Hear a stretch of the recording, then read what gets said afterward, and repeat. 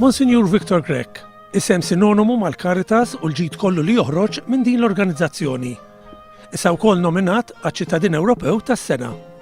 Premju li ser jibda jingħata kull sena mill-Parlament Ewropew li ċittadini Ewropej li jkunu wettqu ħidma fis-soċjetà li saħħet l-ispirtu tal-Unjoni Ewropea b'mod partikolari il-valur tas-solidarjetà. Immedjatament meta f'Jannar li għadda ħarġet is-sejħa nominazzjonijiet, l-Europarlamentari Louis Grech ippropona lil Monsignor Victor Grech għal dan il-premju. Lilin mill-kliem fieraħ u ritorika, il-Monsignor Grech irnexxielu jagħti tifsira vera tal-ispirtu ta' solidarjetà u volontarjat Ewropew. One News iltaqa' ma' Monsignor Victor Grech fil-bini tal-Caritas il-Furjana.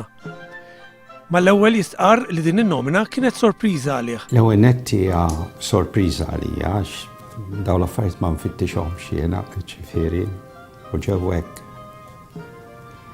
Naf li dil-proposta saret minn nies li jirrispettaw l-Caritas u li jafu bil-ħidma li qed tagħmel il-Caritas għax jiena dejjem ngħid li din in-nomina ma saritx lili personali daqskemm li saret dil-organizzazzjoni li jiena qed nirrepreżentaw Malta. Fin-nomina li tresqet quddiem il-Parlament Ewropew, Monsignor Victor Grech kien deskritt bħala figura nazzjonali li kien fundamentali biex inħolqu strutturi li taw solidarjetà tanġibbli lis-soċjetà kollha Maltija. Kien għalhekk li Louis Grech avviċina lill-Europarlamentari Simon Busuttil biex din in-nomina tkun waħda konġunta.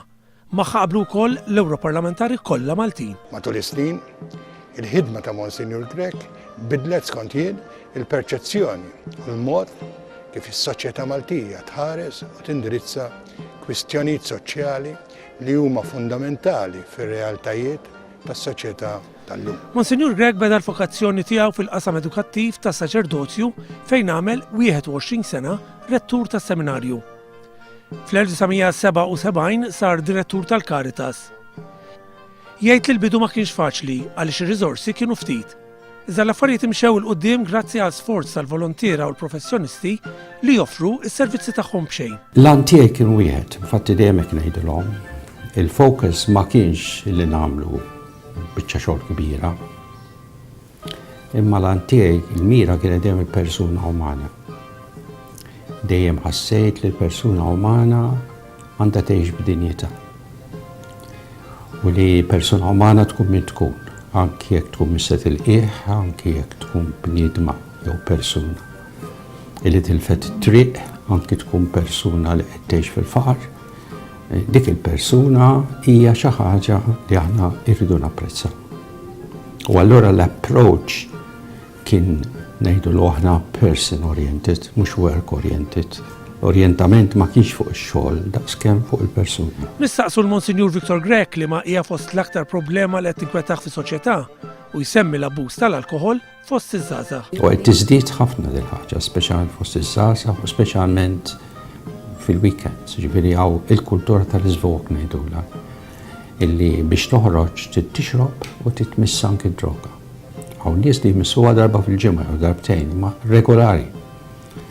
U ma jkunux jafu kemm deħlin fi sqaq ikraħ li minnu ma tistax toħroġ. Jitkellem ukoll dwar il-problema ta' droga u jgħid li s-soluzzjoni għall-vittmi m'għandux ikun il-ħabs. Nistgħux ngħidu illi l-ħaġa qiegħda under control.